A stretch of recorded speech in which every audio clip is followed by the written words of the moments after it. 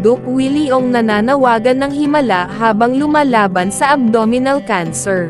Si Dr. Willie Ong, isang kilalang doktor at dating kandidato sa pagkapangalawang Pangulo ng Pilipinas, ay kasalukuyang dumadaan sa isang matinding pagsubok sa kanyang kalusugan.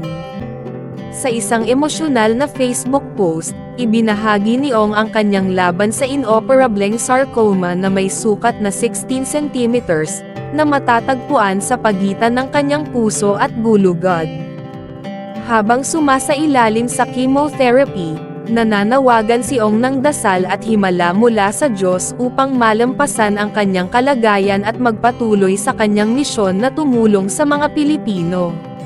Hanggang sa huling hininga ko, tutulong ako sa mga mahihirap nating kababayan.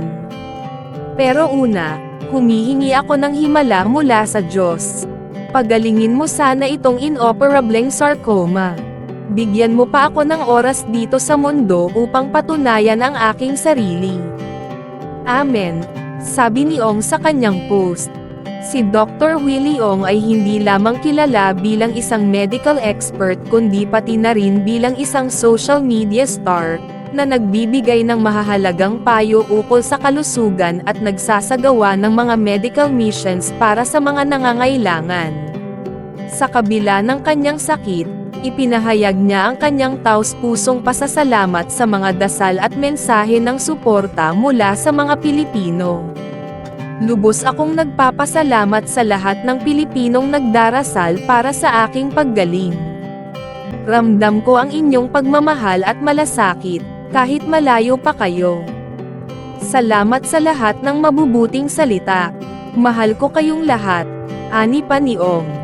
Sa kabila ng hamon na kinakaharap, ipinakita ni Dr. Ong ang kanyang katatagan at kahandaang lumaban, ngunit inamin din niya na handa siya sa anumang mangyari.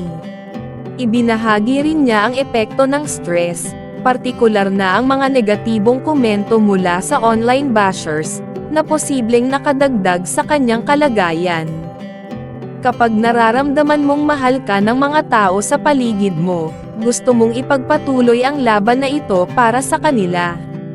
Pero kung pakiramdam mo ay kinamumuhian ka, ano pa ang dahilan?